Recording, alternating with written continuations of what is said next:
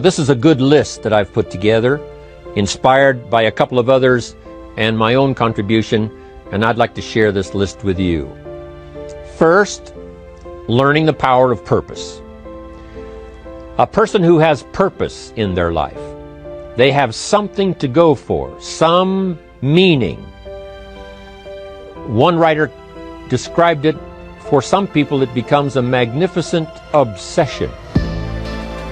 And for you and I, maybe it doesn't need to be that dramatic as a magnificent obsession. But it has to be something that does something to us, something that pulls us, especially into the future. You know, there are many influences on us. One is the influence of the past. Some people are always pulled back by the past. Some people are always pulled aside by the distractions. But here's what's powerful. If you have a list of high purpose in your life, it pulls you toward the future. And the more powerful the purpose is, the stronger it pulls. And here's the other great advantage if you have purpose for the future. It pulls you through all kinds of challenges and all kinds of difficulties. If you don't have these strong purposes for the future, it's easy to get swallowed by a bad day. It's easy to be almost annihilated by a poor month. And it's easy sometimes to almost disappear beneath the waves of a year that goes backwards if you don't have something to pull you beyond that year. So if you want something to pull you through all kinds of challenges, all kinds of difficulties, and things that come at you, you got to have something on out there, beyond today, beyond next week, beyond next month, beyond this year, that pulls you into the future. And the clearer it is, the stronger it pulls. The more dynamic it is, the more it affects your life, your spirit, your heart, your soul. It also creates imagination. It gets your mind working on how to achieve that purpose.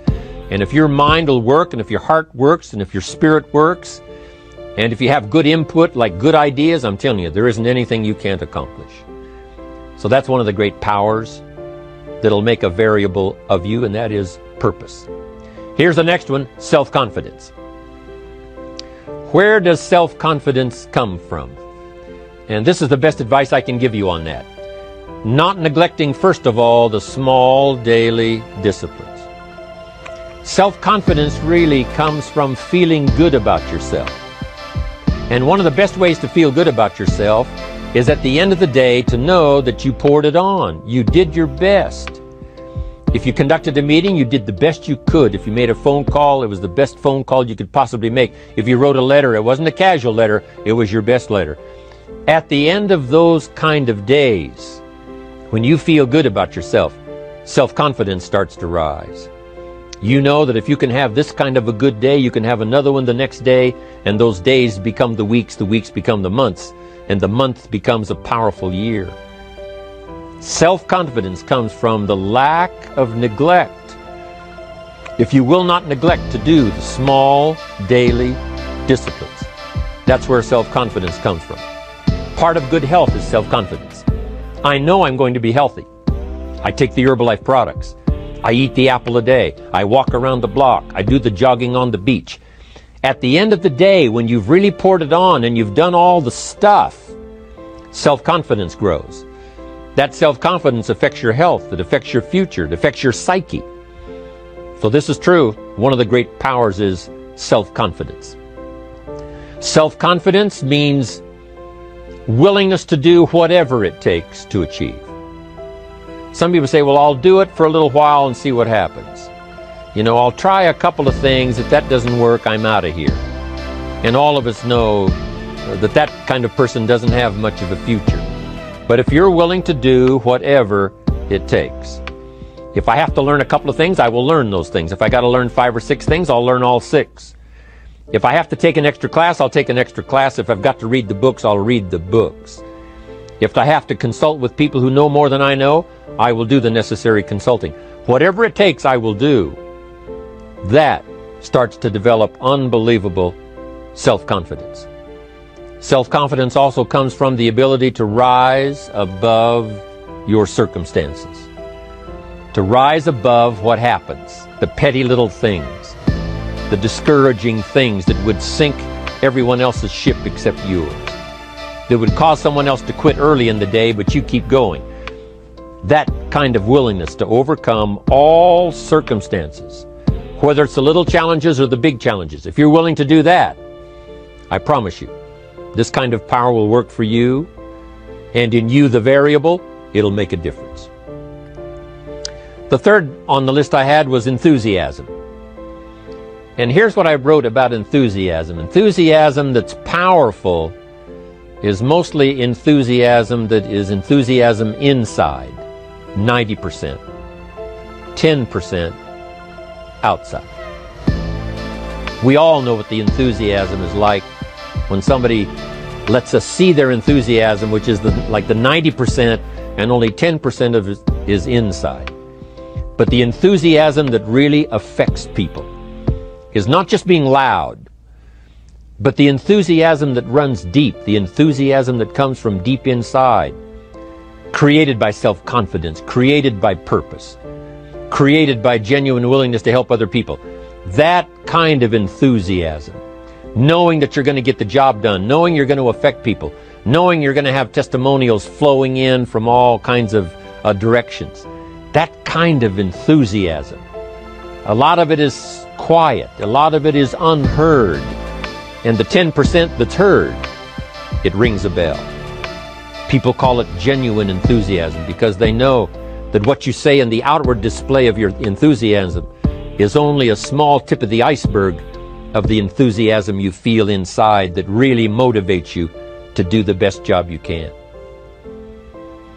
Next on my list to help you become the powerful variable is expertise.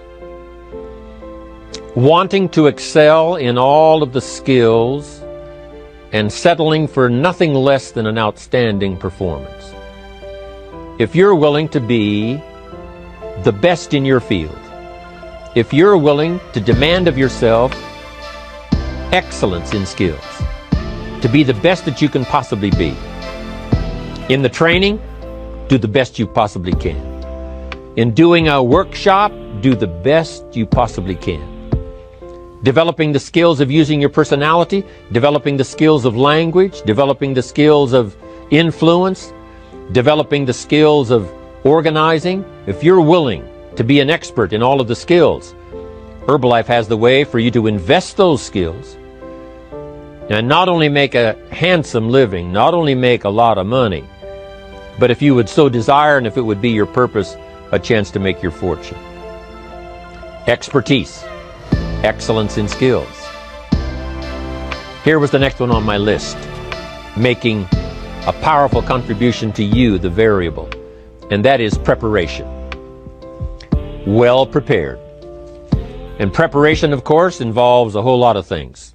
A big share of our life is preparing, getting ready. When we go to the first grade in school, we're just preparing for the second grade.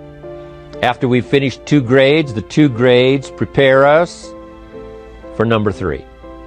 Sometimes it seems like a long, excruciating time. And the time will just seem like it'll never come when we can finally have the performance that we really want. But it takes time to prepare. It takes time to get ready. And the decisions you make in the preparation time, those are the decisions that last for a lifetime. Preparing to have a good day. It's that preparing, maybe the night before, maybe the couple of days before the day that you're going to put everything together. The preparation for a meeting means that you've taken it serious. The preparation for doing a workshop means you're serious about the workshop. You want to make the best contribution. That kind of preparation is important. But here's preparation that's very vital, and that is to prepare yourself for success. Life seemingly does not wish to waste success on the unprepared. Life says, why waste a fortune on this person? They're not prepared to do the right things with it. They're not prepared to use it wisely. If a fortune was bestowed upon this unprepared person, it would probably be wasted. The people that could have been touched won't be touched. What could have been done won't be done because this fortune will have been wasted on the unprepared person. So not only look for fortune, not only look for the promise, but prepare yourself. And ask of yourself, what can I do to make myself ready? Because remember, life was designed not to give us what we want, not to give us what we need, but life was designed to give us what we deserve. Every value in life must be paid for. And those that pay are the ones that get it. It says those that give receive. Someone says, I wish to receive, I wish to receive. You don't have to concentrate on receiving. Just become a good giver. It says those that search will find. Someone says, well, I need to find some good ideas to help change my life for the future. Then to find good ideas, that doesn't come because you need them. It comes because you search for them.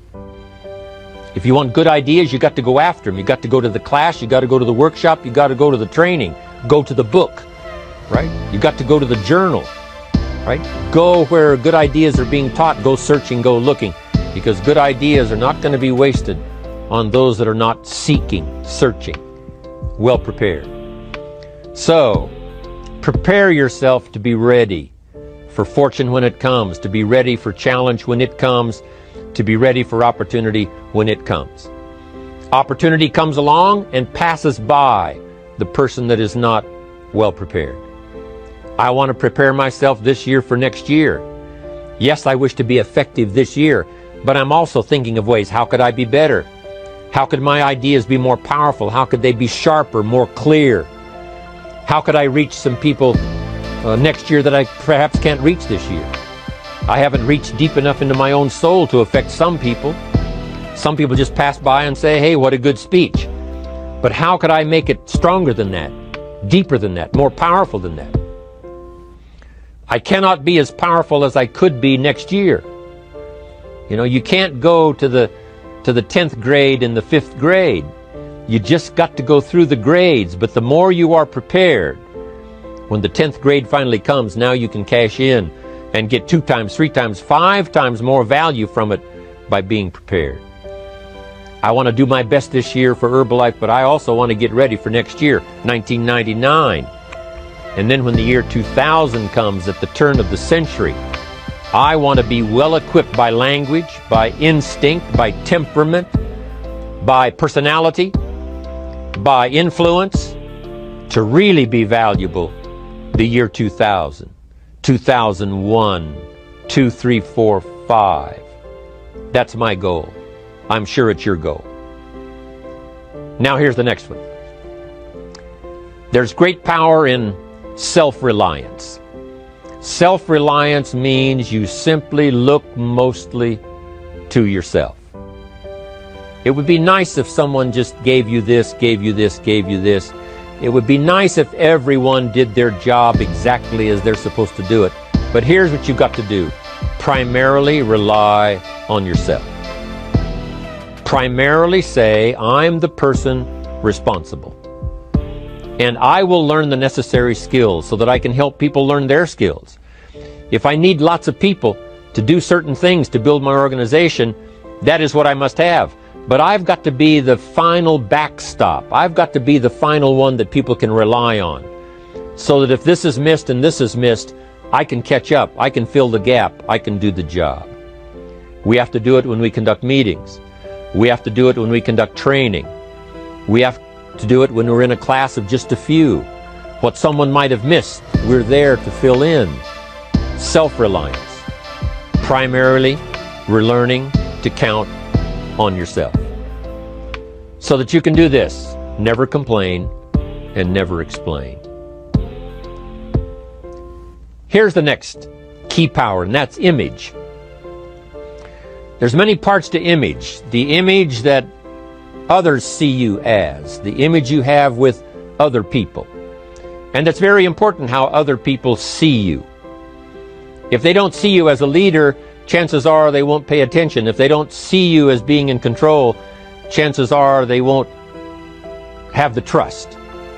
If they don't see you as knowing where you're going, what you want to accomplish, they probably won't follow.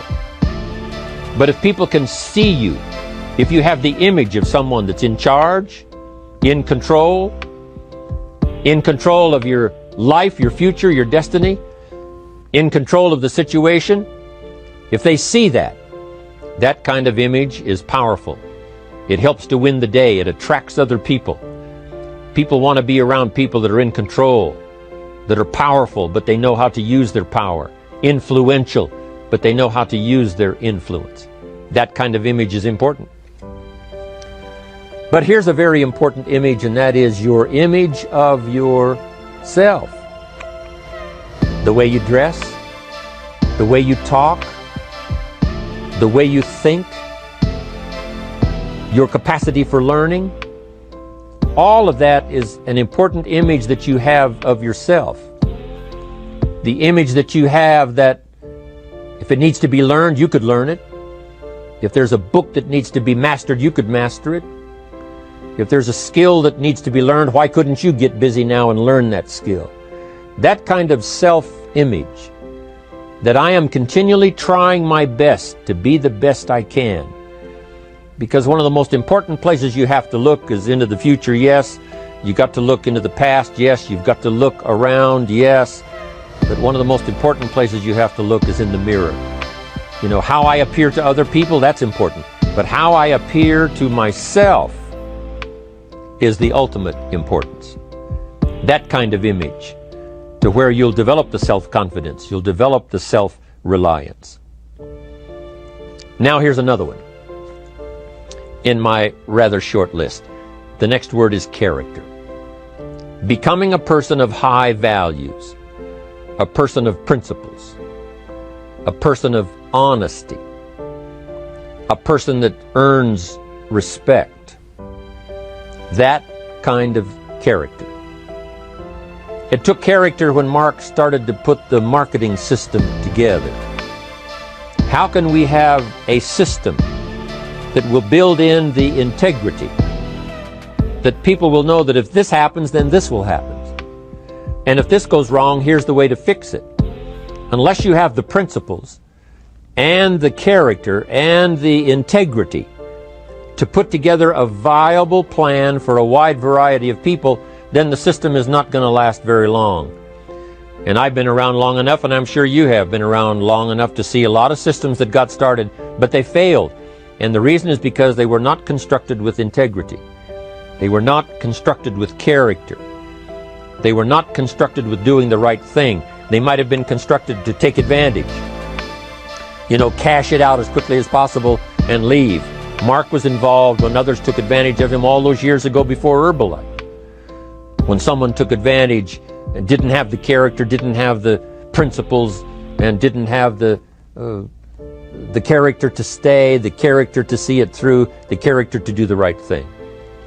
So this is important, to develop the character within yourself, that people see you as honest, as fair, willing to do the right thing, willing to be helpful, but always willing to walk the center line, not to pass the line. When we come to an opportunity like Herbalife, especially multi-level network marketing, it is so dynamic, it is so powerful, and it is so possible in fortune making that sometimes people want to speed up the process by cutting the corners, by neglecting to do the right things, you know, to cheat a little here, you know, cross the line just a little bit, because then, you know, it'll grow faster and you can cash in quicker. Not necessary here. Doing Herbalife right will build your fortune longer and stronger than trying to cut the corners and not doing it right. If we'll have the integrity that Mark had when he started it, and keep perpetuating that we will do the right thing by the marketing system, the right thing by a distributor who has a customer and they take care of that customer belongs to that distributor. That kind of integrity in the marketing system, the kind of integrity we have among each other, the kind of character we have to rely on each other, because here's what we cannot do. We cannot do this by ourselves. Mark's got to count on me. I've got to count on Mark. We've got to count on the president's team. The president's team has to count on the chairman's club for advice and counsel.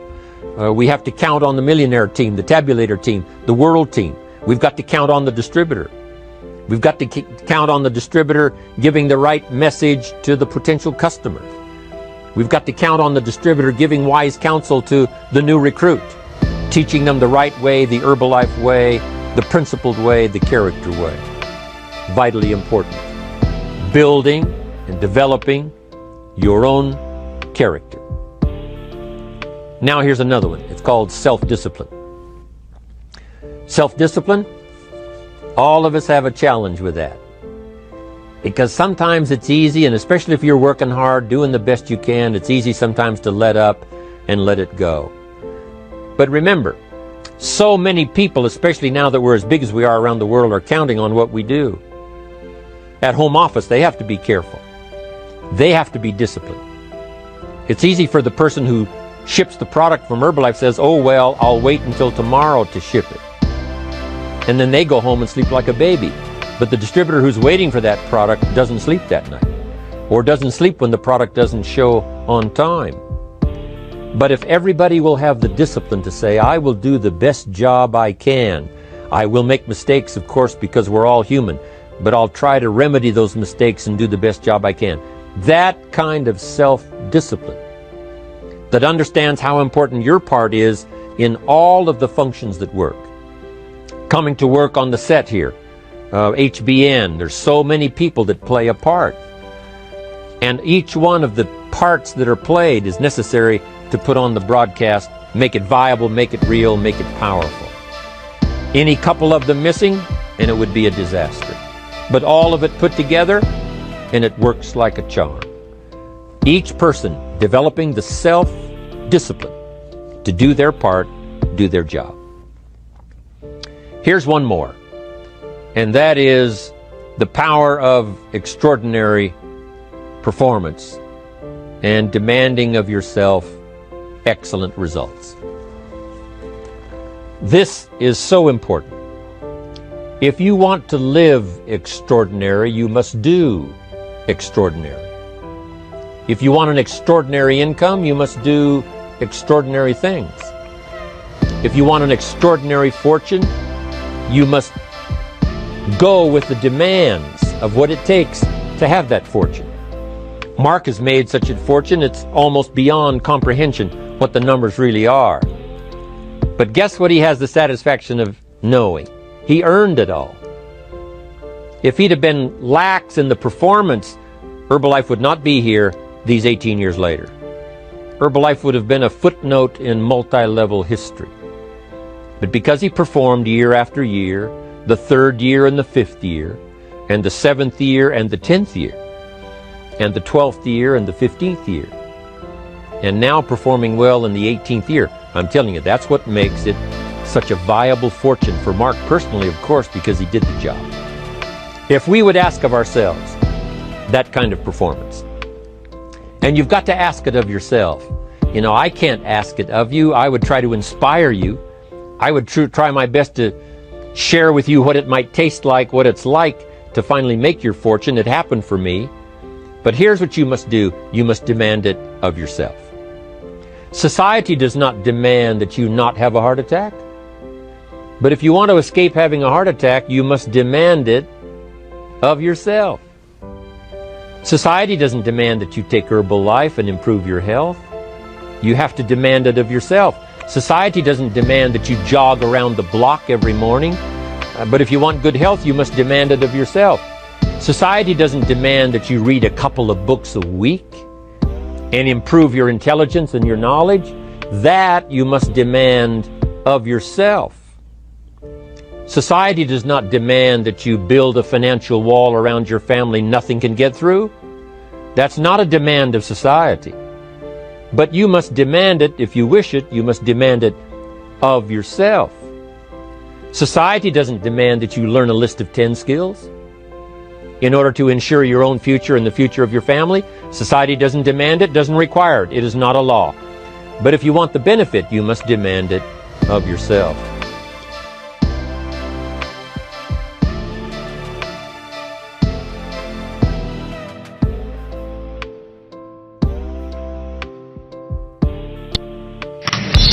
All those years ago, I never thought anybody would ask me for my autograph. Isn't it unbelievable? Just incredible. So, I stayed till midnight and signed my name, right? Because I never dreamed it was going to happen, but sure enough, it did. Autographs and Girl Scout cookies. I'm in the market. I really appreciate it. Everybody doing okay? Say, I'm okay. Does anybody have 5 pages of notes already? Okay, I'm sure you're filling up your book. I appreciate that.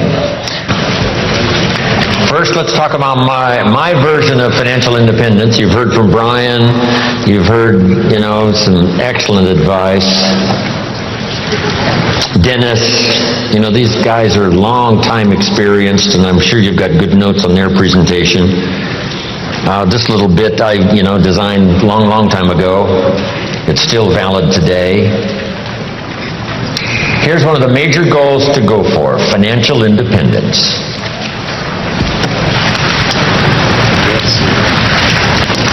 Every American's, right, privilege to become financially independent. So here's my definition of financial independence. The ability to live, and I'll give you time to write it down, the ability to live from the income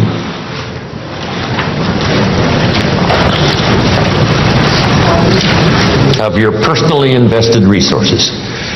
The ability to live from the income of your personally invested resources.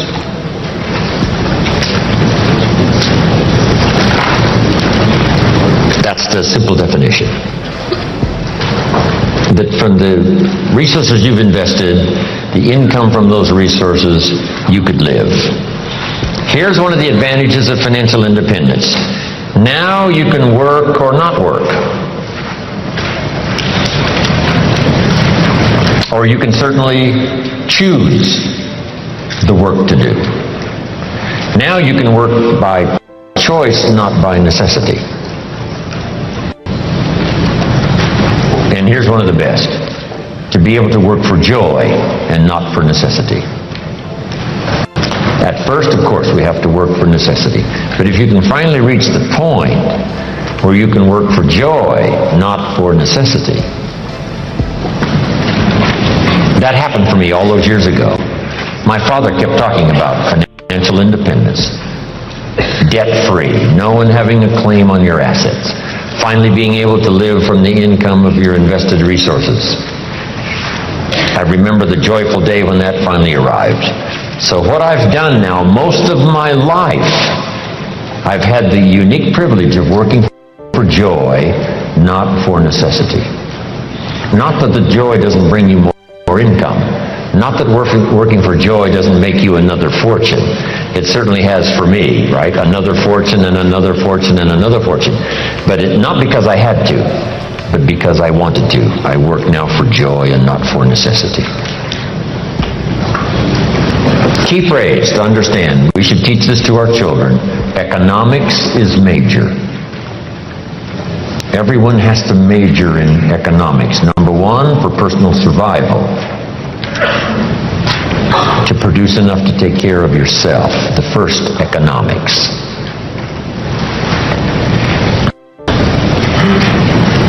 The next good phrase on economics. It's not what you earn, it's what you do with what you earn that makes a great difference in your financial future.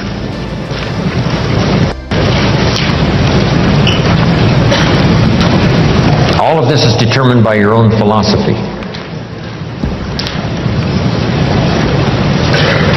It's important early, and kids have to have a personal philosophy working even when they go to school. Here's a good definition of your personal philosophy. A guidance system. Your personal philosophy is a guidance system.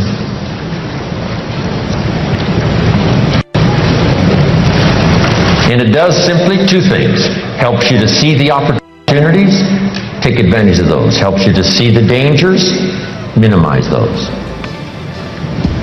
And as we learn and grow, we learn, hopefully, early to spot the dangers so they don't overcome us.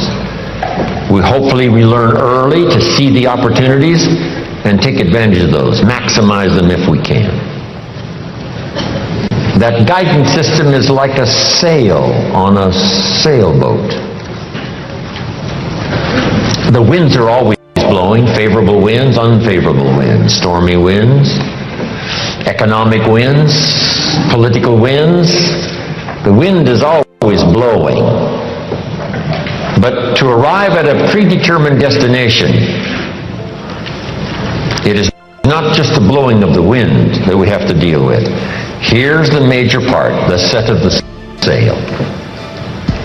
The set of the sail is what you learn, gathering information from these 3 days, talking to each other, gathering more information, filling up one journal, then another one. Information. Guidance on how to trim the sail, set the sail. The Sunday morning sermon, the lyrics of a song, the dialogue of the movie. Words put into good structure so that they deliver enlightenment, information, knowledge.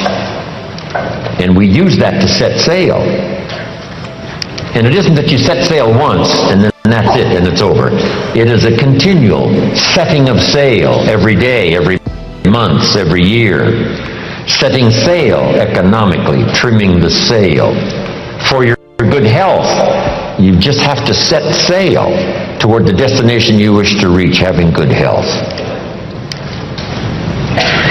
Then it's easy to neglect. Then it's easy to slide. Here's one of the better phrases. Everything by longevity tends to get off course. Everything by longevity tends to get off course. Whether it's a lecture like we've engaged in here, hours and hours and hours, or whether it's a simple sermon, one of the most classic sermons I ever heard originated not far from here in the Crystal Cathedral. I used to do little speeches for the Positive Thinkers breakfast meetings at the Crystal Cathedral, before it was the Crystal Cathedral. Little sessions they had in the morning, right, where you could attend and hear some speakers. I used to do some of those speeches, I don't know, 35 years ago, a long time ago. Possibility Thinkers breakfast is what it was. His son, Schuler Jr., was giving a classic sermon one morning, and I was privileged to hear it. Here was the notes on his sermon. It's very brief, so I'll give it to you. So jot this down. These are great notes. Here was his sermon. Number 1, if you think it's impossible, it isn't. That's number 1. If you think it's impossible, it isn't. Here was point number 2. If you think you know everything, you don't. Wow, that's good. Point number 3. If you think you're alone, you're not. Isn't that a classic? That's a classic sermon.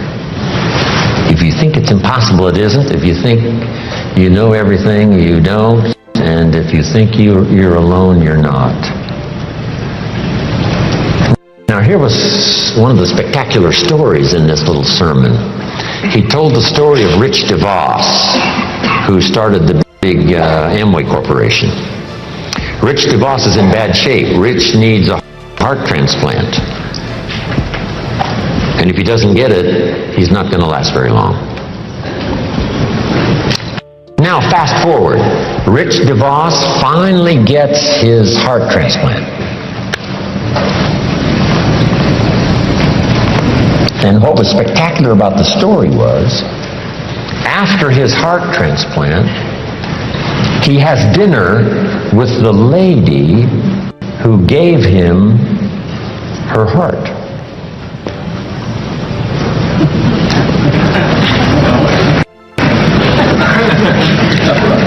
he has dinner with the lady who gave him her heart. You say what? That's impossible. You couldn't have dinner with the person that gave you their heart. Here's what happened. This lady was desperately ill and needed a lung transplant. A donor was found, and sometimes it's much better in a lung transplant if the heart and the lung go together. So this lady gets the heart and the lung transplant that she needs to save her life. Now her heart is left over from this operation, and her heart goes to Rich DeVos. That's how Rich was able to have dinner with the lady who gave him her heart. Isn't that a fantastic story? I love those simple little stories. 1, 2, 3. A couple of illustrations. Wow. Just dramatic, dynamic. Anyway, where was I before I got off on these stories? Your philosophy. Whether it's your philosophy about economics or your philosophy about marriage or your guidance system about good health, it's easy to get off track. So by longevity, we start, and sure enough, it drifts off course. And that's what sermons are for. And that's what the lyrics of the songs are for, and personal conversation, is to get us what? Back on track. Back on track. And hopefully we're not too far off track so that it doesn't take too long to get back on track. So maybe that's all you needed this weekend. You're doing pretty good, but in a few things you've drifted a little to the right, or you've drifted a little to the left, or just by, a casual approach to some things instead of the serious approach, you're a little bit off track. And it doesn't take that long, if it hasn't gone on too long, to get back on track. But even if it's been a long time, you can start the process overnight. You can start the process. Decision making this weekend could be some of the most important of your life and your future. Not because we have given the seminars, but because the moment was right for you. And somehow it was said okay, and somehow it was delivered with sincerity, and you got the message, and this weekend makes a pivotal turn for you in terms of the set of the sale. Okay, your philosophy. Now, your philosophy about money. Someone mentioned the other day the love of money.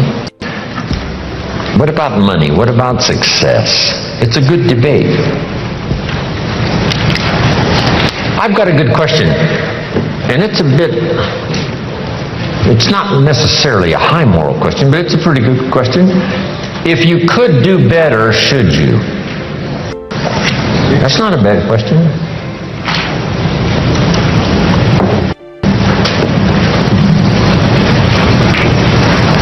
Now, all of us have personal choice, but this is a good question, and a lot of my stuff is up for debate.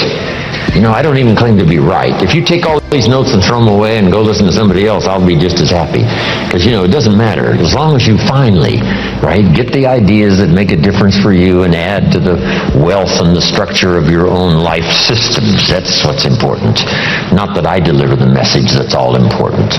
But piece by piece and speaker by speaker and teacher by teacher and phrase by phrase and book by book, we pick up the information that helps us to fine-tune our life and our future. But this is a good one for your own debate. If you could do better, should you? That's a good one. Now, let's talk about financial independence. When I meet Mr. Shoaff, I'm not in good shape. Here's where I was when I met him. Pennies in my pocket and nothing in the bank. Because the story of the Girl Scout with the cookies had just occurred in my life, and now I meet this man. Here's what he said. Now to get started in a whole new direction, here's what you need to do. You need to develop a financial statement. So just make a little note on your notes there. If you haven't ever done it, this is not a bad place to start. A financial statement. And a financial statement is very simple. It's a piece of paper with a line down the middle. On this side is the value of all your assets, and over here is all of your liabilities. Here's what you've got in terms of worth, and here's what you owe. And then when you add up all of the value of your assets, and you add up all that you owe, called liabilities, we come up with what we call now, finally, when you subtract one from the other, your current net worth. Now, this is not your net worth as a father. This is not your net worth as a parent. This is not your net worth as a friend. There's all kinds of worth and value. But if you really want your economics to go better, here's a good place to start. Key phrase, take a picture of where you are. And here's what it's called, the truth. Now, you don't have to publish this in some local newspaper, right? This is all private stuff. But you have to say, finally, there's no use kidding myself. I got to take a picture of where I am. I got to know how good it is, or I got to know what? I got to know how bad it is. I got to know how much I'm on the upside, or how deep a hole am I really in. So this is what I started. It was a simple little program of coming up with my current net worth. My liabilities, that was easy. I owed my parents, I owed. I made the third borrowing on my car, and he was threatening to come and get it, drag it down the road, rear end up in front of my neighbors. So I had plenty of liabilities. On the asset side, I put my furniture even. I put everything I could think of. My shoes. Wouldn't the Salvation Army give me $2 for my shoes? I am scrambling. And when I did this exercise, guess what it did? It really soberly gave me a current picture of where I was. And guess what? I was unhappy. But here's what's important about the truth. It sets you free. Number one, free to correct old errors in judgment. That's what the truth is for. To correct old errors. After 6 years, I started working when I was 19. And when I took a picture of where I was, it was not a very happy experience. So now, where do we go from here? In putting together a financial statement, realizing exactly where we are, no nonsense, this is the real deal. We don't have to share it with anybody, but we do need to know the truth for ourselves. Now here's what we need. Number one, perhaps a new philosophy. Let me give you sort of the simple philosophy of the rich and the poor. Here's the philosophy usually of the rich and the poor. Poor people spend their money and invest what's left. Brian talked a little bit about that, and there's usually what? Not much left. Here's usually the philosophy of the rich. The rich invest their money and spend what's left. It's just a little turn of semantics. But the little turn of semantics is like the turn of the set of the sail that takes you in a whole different direction. To wind up at a good place in 1 year, or a place, of average, mundane, where you don't really want to be. Just that little simple shift of philosophy. So here's the key. Think like the rich. Invest your money first, then spend what's left. Don't spend your money and invest what's left. Now, the whole key is lifestyle, and Brian touched a little bit on that. When I gave this little class one time at a school class, the teacher said, you must not, promise people that with a little bit of investment every month that they can, make their fortune, because people nowadays are overloaded. They're spending everything they make. Their standard of living is right up there. And I said, well, this is where it all begins. I said, could we think of someone, and this was a long time ago, of course, that makes $2,000 a month? She said, yes, no problem. We can probably find someone that makes $2,000 a month. What would this couple, this family tell you it takes to pay all the bills and just keep their head above water? And she said, well, $2,000. I said, could we possibly find somebody not far from here that makes $2,500 a month? Right? Maybe even both working combined. $2,500 a month, $500 a month more. What would this family say it probably takes to pay all the bills and keep your head above water? What would they say? Right? $2,500. So I said to her, what happened to this $500? How did it disappear? Wisely invested over some reasonable period of time, the return is unbelievable. And she said, I never thought about that. So jot this down. The money is always there, either to spend or invest. The difference in what you do with it is based on philosophy, not economy. It isn't the state of America's economy that makes the difference. It's the difference in your philosophy. Right? That illustration? Here's a book on how to get rich. It costs $20. Somebody says, well, a poor person can't buy that book. Say, no, it's only 7 Coca-Colas. And you either spend the money on the 7 Coca-Colas or a $20 book that teaches how to get rich. So jot this down. Everybody has the money. Even the poorest of the poor. The key is how to spend it. The key is what to spend it for. And how you spend it. First, how you earn it is determined by your philosophy. Second, now, how you spend it is determined also by your personal philosophy. So what would be a good philosophy to follow? And this is the little simple form I want to give you on financial independence, wealth for the future. It won't take long now to jot this down. It takes a little longer to go do it, but here it is. What to do with $1? If a child asks what to do with $1, here's my suggestion. Never spend more than 70 cents. 70 cents. You've got to pick some number, right? This is the number I've picked, right? Listen to Brian, listen to Dennis, listen to me, and then refine your own to suit you. But I suggest don't spend more than 70 cents. Here's where the other 30 cents goes. 10 cents, 10% of your income for charity, church, whatever, supporting worthy projects, teaching children here to become generous. If kids understand generosity, they'll give you 10 cents out of every dollar that they earn. And this is a good place to start. It's easy to give 10 cents out of $1. A little more difficult to give 100,000 out of $1 million. You say, oh, if I had $1 million, I'd give 100,000. I'm not that sure.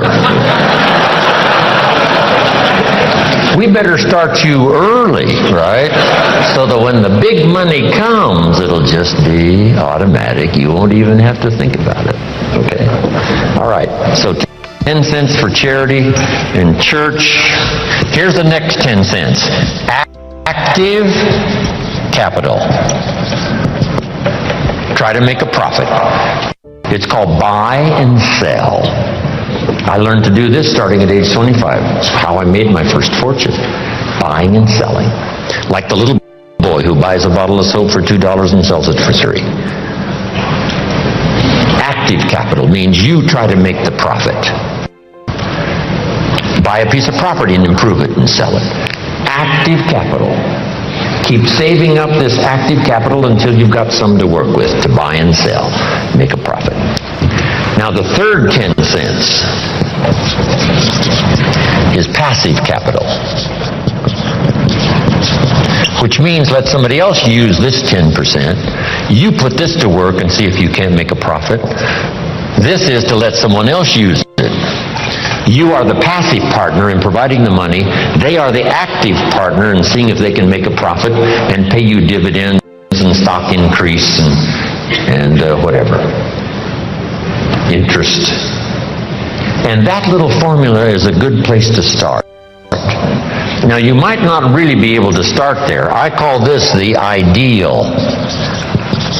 Maybe by the time you've heard this, you're in such bad financial shape that you have to go here, 97, 1, 1, and 1. That right now you're in a trap. You're caught.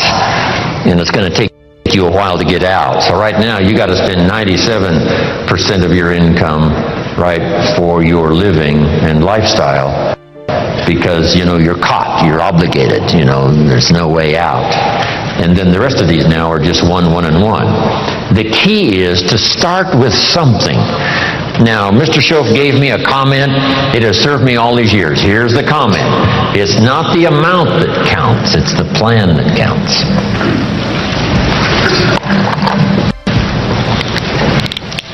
When I first met him, I said, if I had more money, I'd have a better plan. He said, no, if you had a better plan, you'd have more money.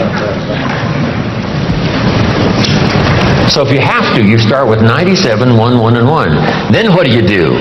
Now comes the project, right away, of trying to get this 97 figure to go down and these other three numbers to start going up. This now becomes an exciting game to play. In another seminar, I talk about measuring progress. This is one of the great motivating factors in the world, is to start something and make progress. Start something and make progress. So Jim Rohn told us the ideal was 70, 10, 10, and 10. But I can't start there. I've got to start with 97, 1, 1, and 1. And here's what you've got to understand. This is okay. I mean, if this is where you have to start, that's where you have to start. Then you start driving this number down and start driving these numbers up.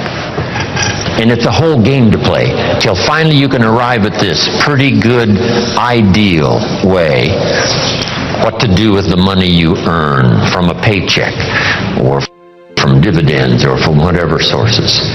70, 10, 10, 10. I mentioned the name Sarah Alfaro in Mexico. I taught her this, and she's been teaching it to the people she's responsible for over all the last 10 years. And some of them now are doing extremely well, making big money, and they've got houses and cars and, all kinds of stuff. 70, 10, 10, and 10. Now, when you start getting into the big money, these numbers have to change again. I probably don't spend more than 10% of my income. So if this number for me is 10%, you can imagine what these other three numbers probably are. So if you have to, you start here. Get to the ideal. And then when it really starts to flow in your favor, you rearrange this program again, 10%. Because if you're doing big time, you couldn't spend 70% of your income. It would be obscene.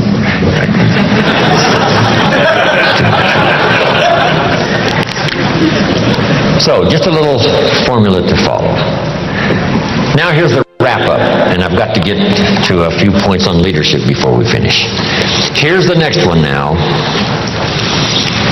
This is only a suggested plan.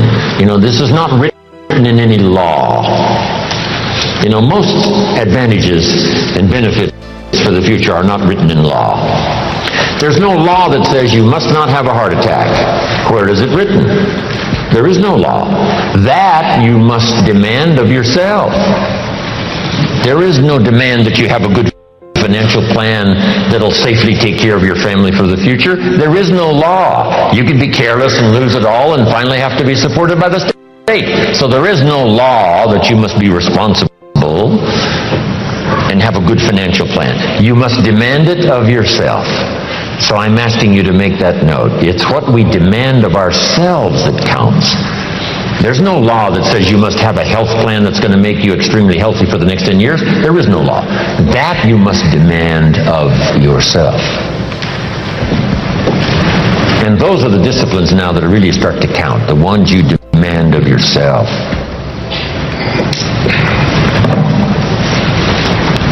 So, next, keep strict accounts.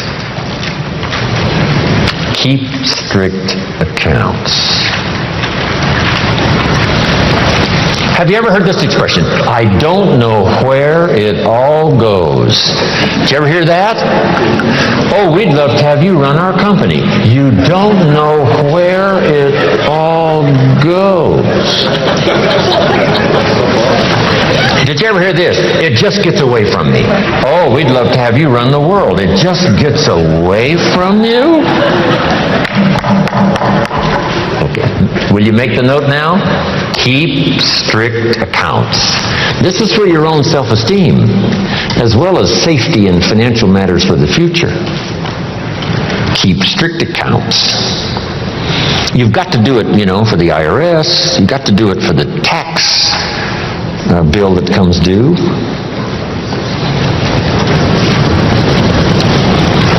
Then there's one more.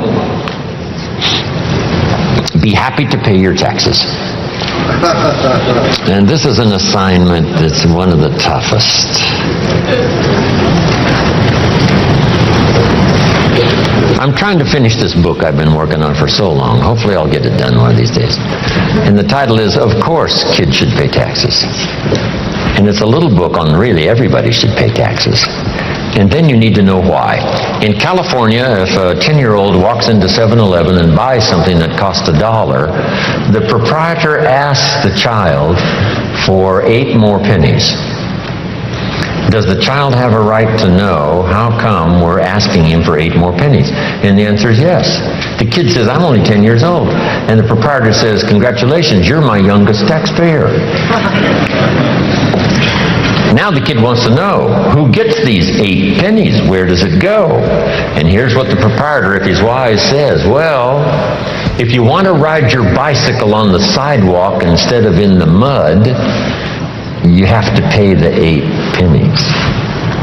Everybody pays the 8 pennies on every dollar. So that we have streets and we have a sidewalk. So you don't have to ride your bicycle in the dirt and the mud, you got the sidewalk. And now the child understands, okay, here's my 8 pennies. So jot this down now. Everybody has to pay. We can't let anybody off the hook because all of us are in this together. And you can't build your own section of the street out in front of your home. What kind of equipment would you need to build your own piece of the street out in front of your house? No, you can't do that. So we take these collective needs that all of us need, and we ante up the money, whether it's federal or state or sales tax or whatever it is, so that all of this is taken care of us. Here's what it's called: the care and feeding of the goose that lays the golden eggs. You say, well, the goose eats too much. That's probably true. But make this note: better a fat goose than no goose at all. So everybody has to pay. How much do you think aircraft carriers cost? We can't use used missiles.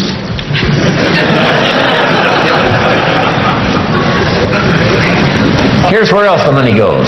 So you'll be safe in your bed at night while the policeman walks the beat. While we sleep, the Air Force doesn't sleep.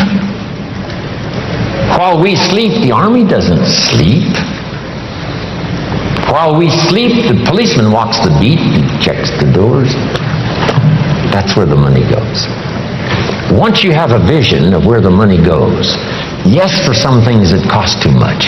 Yes, the government sometimes is too extravagant. Yes, all the yeses. But all those yeses are true for all of us. Sure, the goose might eat too much, but who doesn't? Should we have confession time here today? Say, no. Please let me off the hook.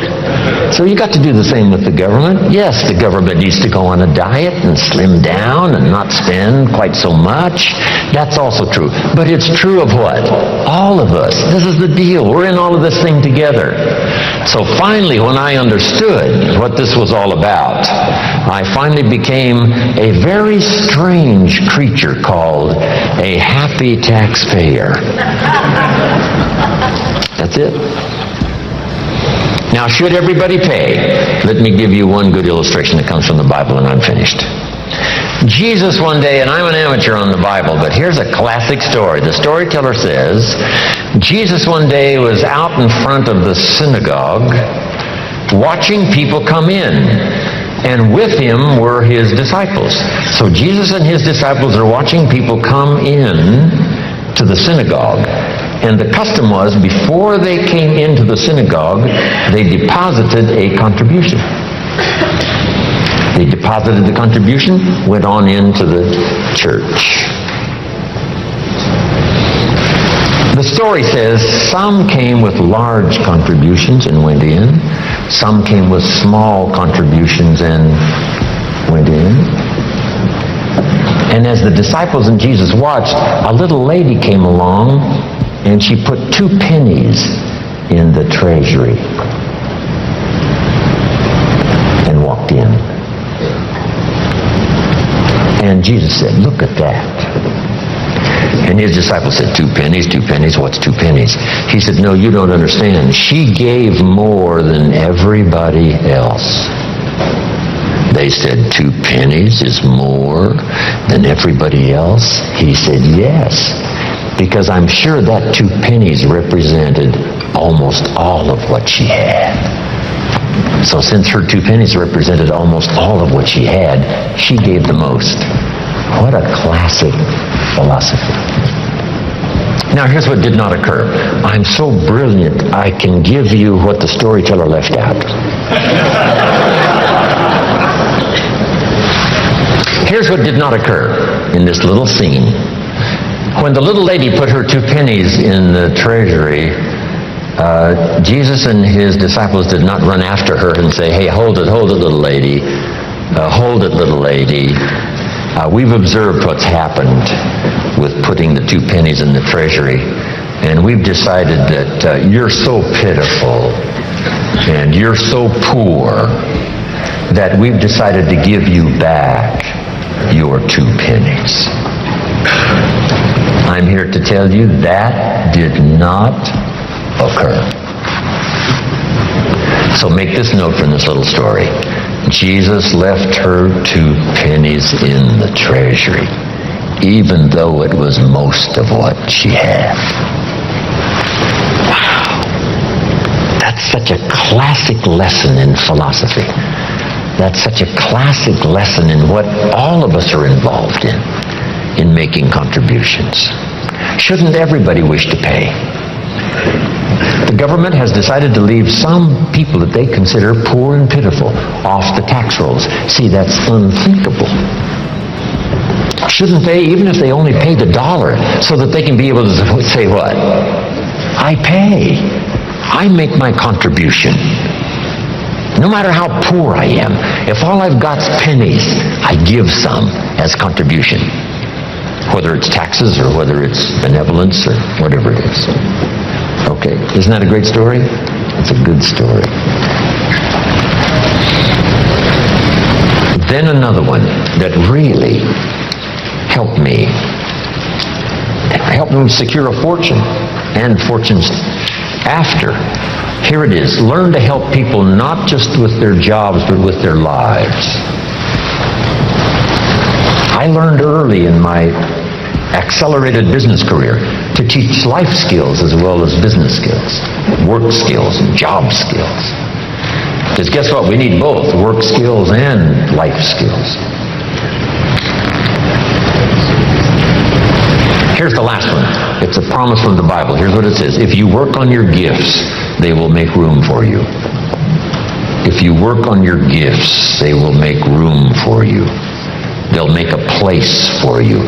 You'll be invited to some extraordinary places if you keep working on your gifts. Make yourself valuable, make yourself attractive, make yourself unique. Become a person who has plenty to give and plenty to share, whether it's ideas or money or treasure or time. If you will work on that, you'll have places. Look where my gifts have brought me. from the farm country of Idaho to this magnificent place to serve, share ideas, my experiences, hopefully that will make a difference. And last, when I'm gone, people always ask, what would you like said after you're gone? And I came up with something the other day. It was pretty simple. Here it is. Jim Rohn made a major contribution to someone. Jim Rohn made a major contribution to someone, and then another one, and another one, and another one. Wow. And that journey continues for me. So if you've got my name on your notes, which hopefully I'm sure you have, when we leave here, I go with you, these notes and all the experience that we've had. But I promise you this, as we leave here, I will not leave you behind. I'll take you with me in my thoughts and in my heart. Thank you very much. God bless.